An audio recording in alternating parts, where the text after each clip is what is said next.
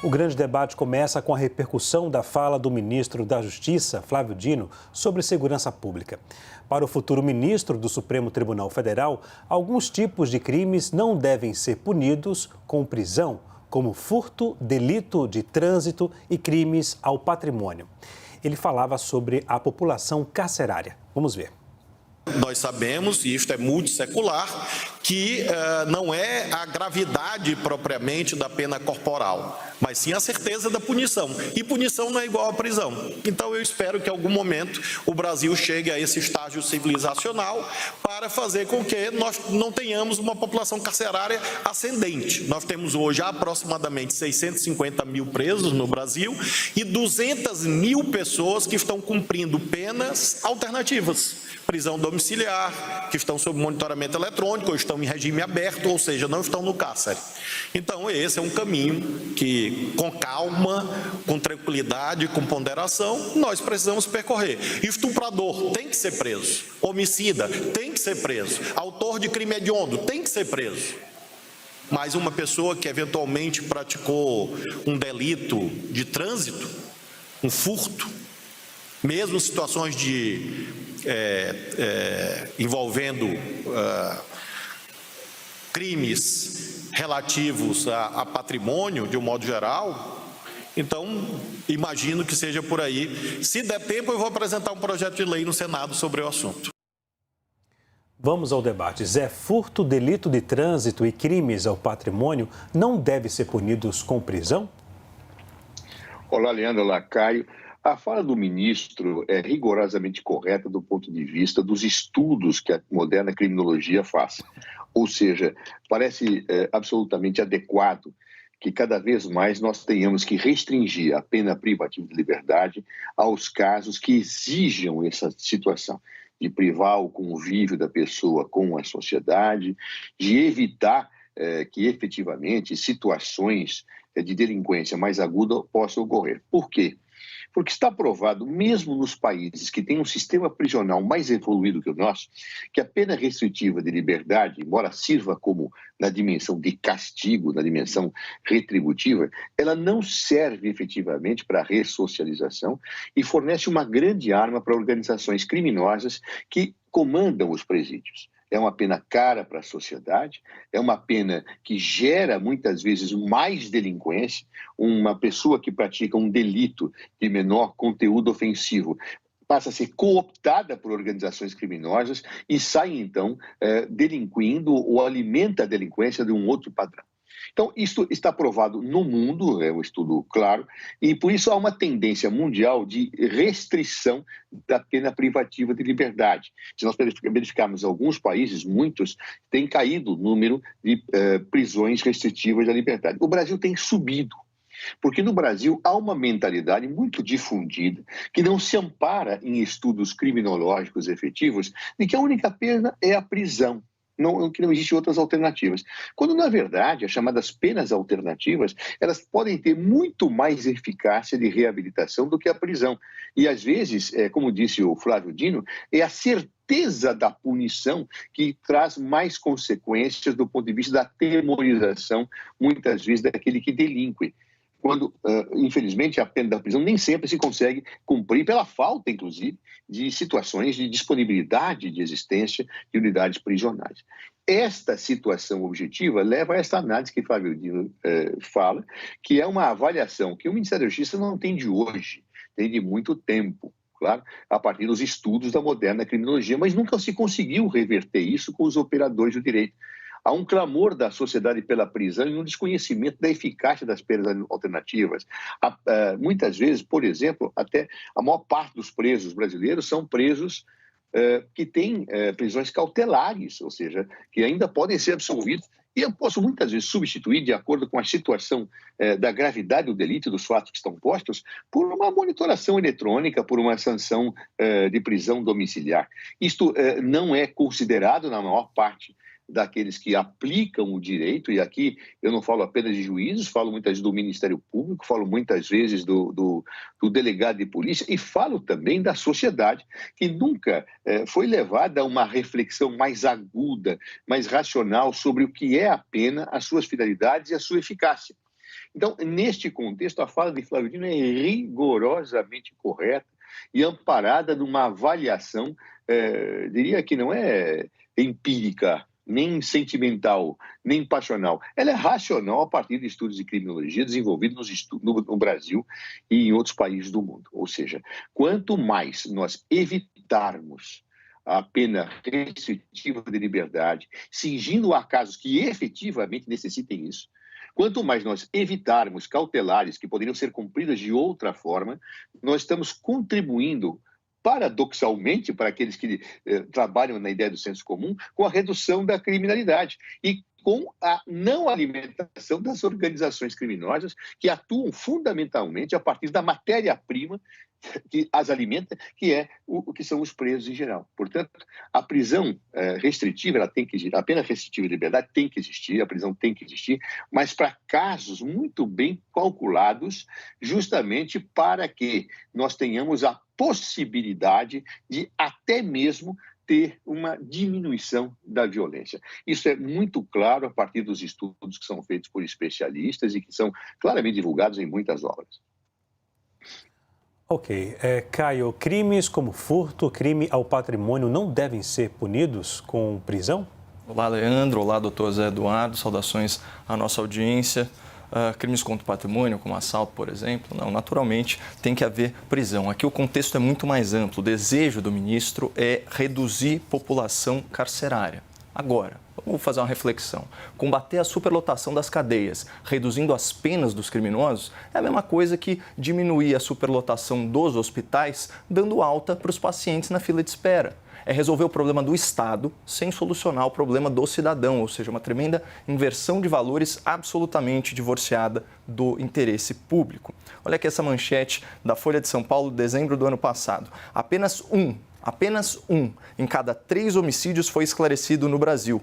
Ou seja, mesmo os crimes mais graves não são elucidados adequadamente aqui no país. Portanto, a gente tem uma realidade estatística, né, que diz que, na média, um assaltante rouba muitos trabalhadores antes de ser pego em flagrante, um estelionatário engana muita gente honesta antes de ser desmascarado e, da mesma forma, um traficante vicia dezenas de jovens antes de ser detido pela polícia. E esses criminosos, quando eles são identificados e capturados, apesar de transgredirem a lei repetidamente, eles acabam sendo soltos, muitas vezes no mesmo dia. E isso ocorre porque o abolicionismo penal defendido pelo Flávio Dino e esse desencarceramento já são políticas públicas vigentes, seja em virtude das leis aprovadas pelo Congresso, seja em virtude das decisões dos tribunais que reinterpretam essas leis e criam jurisprudência. O último exemplo disso é aquela súmula vinculante do STF sobre o tráfico privilegiado, que impede juízes de direito de punirem o respectivo traficante com a perda de liberdade. Uma decisão que vale, inclusive, para criminosos já condenados por outros delitos. Então, na prática, o que é isso? É um passe livre para o traficante flagrado com pequenas quantidades de droga, né? Ele não vai ser preso. Isso é um tremendo incentivo para que ele continue envenenando as pessoas. Um detalhe importante, tá? Esse é exatamente o tipo de tráfico que se pratica na porta das escolas e na porta das baladas. O tipo de tráfico que vicia a juventude, que destrói as famílias. Então, quando a gente analisa os números, na verdade, menos de 3% dos tipos penais do Brasil exigem que a pena se inicie no regime fechado. E, da mesma forma, a prisão temporária tem duração máxima de 10 dias. A prisão preventiva dura 90 dias, só pode ser prorrogada por decreto judicial provocado pela polícia ou pelo Ministério Público. Ou seja, sim, existem 180 mil presos provisórios, mas eles não ficam indefinidamente na prisão. E eles só estão presos porque a Justiça reconheceu que houve crime e que há indícios suficientes para determinar sua autoria. Ou seja, essa história de que a população carcerária do Brasil é formada por vítimas sociais e ladrões de galinha, isso é um mito, até porque o crime cometido em estado de necessidade não é punido. Então, não se engane, telespectador, o problema do Brasil não é prender demais, é prender muito pouco. Já trouxe esse número aqui para vocês. Tem mais de 330 mil mandados de prisão pendente de cumprimento. São criminosos procurados ou foragidos. Milhares deles, inclusive, escaparam da justiça se valendo de mecanismos de ressocialização, como disse o Zé Eduardo, como aquelas saidinhas. E aí eles voltam clandestinamente para o convívio social. Então, assim, infelizmente, Contrariando as boas práticas recomendadas pela Transparência Internacional, o Lula escolheu como novo ministro supremo mais um amigo, companheiro e partidário. E esse método, batizado de judiciário de coalizão, viola o princípio da impessoalidade, especialmente no caso do senhor Flávio Dino, que, segundo o relatório, apresenta um perfil político para um tribunal já excessivamente politizado. E só para fechar, tá, Leandro? Infelizmente, para a segurança pública nacional, a solução que o novo ministro do STF vislumbra para resolver a superpopulação carcerária é varrer o problema para debaixo do tapete, varrendo os criminosos para fora dos presídios. Para o cidadão comum, é claro que isso é uma tremenda preocupação, mas o Flávio Dino parece não se importar com milhares de delinquentes a mais nas ruas, talvez porque ele e a sua família têm o direito à segurança e escolta armada, um privilégio que é inacessível ao cidadão comum. Zé, parlamentares da oposição fizeram duras críticas à fala de Flávio Dino. O líder da oposição na Câmara, deputado Carlos Jordi, disse à CNN que, abre aspas, não é à toa que a violência no Brasil está cada vez maior. Fecha aspas. Concorda ou não, Zé? Claro que não. Eu acho que nós não podemos discutir questões desse tipo dentro do senso comum. Claro, nós temos que entender a partir do que a ciência mesmo diz. Em primeiro lugar, nós não podemos confundir duas questões que até se comunicam, mas são diferentes. A primeira questão é quando que deve ser dada a pena restritiva da liberdade. A segunda questão é superlotação dos presídios. Como no Brasil eu não tenho uma política correta de aprisionamento e eu utilizo indevidamente o aprisionamento, prendendo pessoas que poderiam ter outras penas alternativas, isso é reconhecido por todos os estudos de criminologia, todos. Talvez não pelo senso comum, mas pelos especialistas de criminologia, sim, é reconhecido. Então, o que acaba acontecendo? Eu tenho uma superlotação carcerária. Essa superlotação ela não pode ser vencida, e eu discordo da comparação do Caio, com um hospital. Hospital, veja, a pessoa tem que ficar internada quando é necessário. Porque se eu interno a pessoa quando não é necessário, eu tenho, então, uma situação indevida. Muito bem. Até com risco de infecção hospitalar. Ora, no caso específico da prisão, eu tenho uma situação bastante curiosa, porque se eu prendo indevidamente, eu tenho uma situação em que eu passo a utilizar como se eu estivesse colocando no hospital alguém que não precisaria ficar. Esta é a comparação. Se você olhar o déficit de presídios, de vagas prisionais do Brasil, ele é insolúvel. Me desculpe, ele é insolúvel. Nós temos mais de 300 ou 400 mil vagas para preencher no Brasil. O custo disso é astronômico, é impagável. O Brasil é o único país do mundo que está crescendo no aprisionamento, nós não temos vagas. Ou seja, o custo de um presídio para fazer é o mesmo custo para mantê-lo durante um ano. Isso é delicadíssimo. Então, ou seja, se eu tenho uma aplicação equivocada das premissas criminológicas da prisão, estou superlotando presídios que não precisariam estar superlotados. É aí que as duas questões se comunicam e uma coisa não se confunde com a outra. Outro dado importante, prisão cautelar, ela não implica em reconhecimento do crime. Ela implica em atendimento dos pressupostos que a lei coloca. Claro, e que não é necessariamente um reconhecimento do crime. É um conjunto de situações que não passam por um julgamento definitivo. Muitas vezes um preso cautelar, que poderia ter cumprido na sua casa com monitoração eletrônica, é capturado por organização criminosa e depois é absolvido pelo judiciário em relação ao crime que o levou à prisão. E aí ele volta a delinquir. Então são distorções que realmente não podem ser feitas no sistema, porque senão eu distoro esse sistema. Mas o problema é quando eu dialogo com o senso comum, eu vou dizer, não, tem que prender, tem que fazer, porque, veja, não há uma reflexão amadurecida sobre isso. Não há governo que vá solucionar o problema prisional no Brasil com esse tipo de política, é impossível. Eu me recordo que eu recebi de Dilma, Leandro, para terminar, a incumbência de fazer quantas vagas eu pudesse fazer no limite da minha potencialidade construtiva. Eu podia fazer. Um presídio demora 5 anos para ser feito. 5 anos. Eu podia fazer, na minha possibilidade, mesmo tendo todo o dinheiro do mundo, só 50 mil vagas por ano. Quando eu terminasse de fazer os 5 anos, já teria triplicado as coisas. Não tem como. Então, ou a gente acorda para uma reflexão madura e séria, ou nós vamos estar alimentando as organizações criminosas. Senso comum não é bom para nada. Nem para tratamento de saúde, nem para tratamento penal. Caio, essa medida aumentaria a violência no Brasil? O que você acha, Leandro? Se a partir de amanhã Vamos supor que arbitrariamente as vontades do ministro se realizassem. A partir de amanhã, crimes contra o patrimônio não são mais passíveis de pena de cerceamento de liberdade. Ou seja, furtadores, assaltantes, agora, em nenhuma hipótese, vão para a cadeia. Você acha, por exemplo, que essa súmula do STF, certo, que impede que traficantes flagrados com pequena quantidade de droga sejam presos, ainda que reincidentes por outros crimes, você acha mesmo que isso é um desestímulo ao tráfico? Obviamente não, porque o problema é o seguinte, eu concordo com a passagem inicial da fala do Flávio Dino, que não é tanto a severidade da pena, mas a certeza da punição que afasta o criminoso. Mas o ponto é o seguinte, no Brasil não existe a certeza da punição. Porque eu li aqui a manchete, feita a partir de um estudo sério, que mostra que só 1 em 3 homicídios são elucidados. Não significa que o autor foi preso. Então, e quando a punição vem, ela é excessivamente branda. Por exemplo, quantos jovens esse traficante envenenou e viciou antes de finalmente ser flagrado pela polícia? Vamos chutar algumas centenas? Pratica o crime reiteradamente. Aí ele é preso e solto e continua. Ou seja, não existe a punição e quando ela existe, ela não é severa o suficiente. E assim, isso que o Zé fala não pode ser uma discussão de bom senso. Então a gente vai afastar a opinião pública desse assunto, a gente vai afastar o interesse público, a gente vai ter o STF legislando aqui em matéria penal, avançando sobre o poder legislativo. E eu concordo, Zé, com a premissa de que o criminoso tem que ser preso quando é necessário. Agora, assalto, é óbvio que tem que ensejar prisão. Poxa, isso daí é uma questão elementar, porque existe um fator de incentivo econômico ao crime. O criminoso, ele realiza esses delitos porque a atividade ilegal tem uma margem muito ampla, economicamente falando.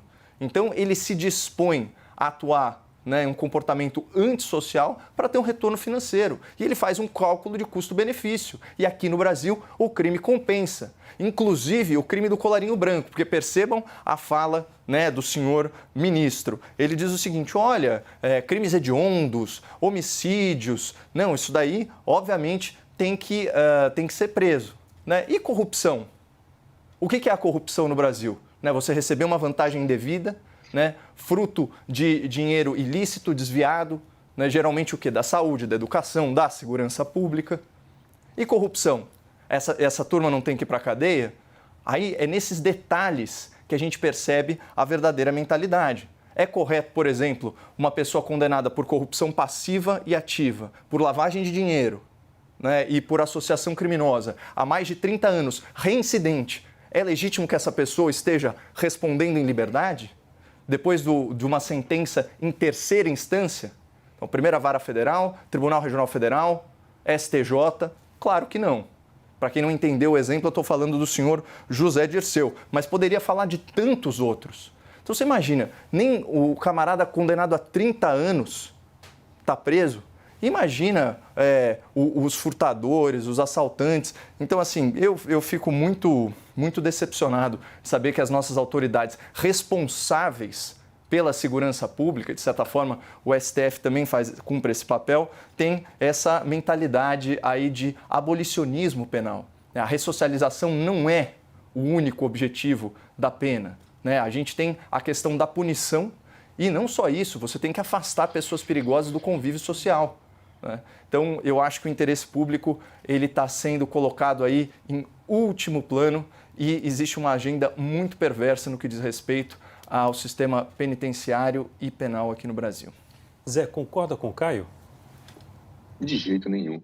Em primeiro lugar, o Flávio Dino falou de alguns crimes patrimoniais. Eu não posso confundir assalto com furto, Roubo e furto são coisas diferentes. O roubo é uma coisa, o furto é outra. Quando eu falar em crime patrimonial como um furto, ele é um batedor de carteira. É diferente daquele que é o assalto à mão armada, Esse é assalto. Então, nós temos que talvez fazer um corte, discutir quais são os crimes patrimoniais que poderiam levar, mas não posso confundir todo o crime patrimonial e colocar numa panela só. Segundo lugar, não posso confundir opinião pública com senso comum. Eu falei em senso comum. A opinião pública é muito importante, mas o senso comum é a reprodução de preconceitos não estudados, negacionistas, de realidades que são construídas pela ciência e que não são abordadas. O que eu disse, claramente, é senso comum. Não dá para discutir no senso comum. A opinião pública, eu tenho que buscar construir a partir de estudos sérios, que mostrem a inviabilidade do sistema prisional brasileiro, que mostrem que eu tenho penas mais eficientes quando são aplicadas corretamente do que a restritiva da liberdade, que serve de captação para as organizações criminosas. Em terceiro lugar, essa situação da súmula, da quantificação de traficantes, etc., ela foi feita com base numa distinção que é fundamental. Eu não posso confundir o usuário com o traficante. E, na prática, se faz isso. Então, a pessoa que está portando uma pequena quantidade de droga, ela pode ser usuário, ou apenas cede lá uma bala na balada para alguém. Ele não é um traficante. E isso tem levado muitos jovens para a cadeia e que, infelizmente, não teriam que ser tratados, inclusive, porque são doentes. Né? Então, há uma série de distinções que o tempo não nos permitirá abordar, mas eu não posso trabalhar isso sem um estudo sério, científico a respeito e no plano do senso comum, que, repito, não se confunde com a opinião pública.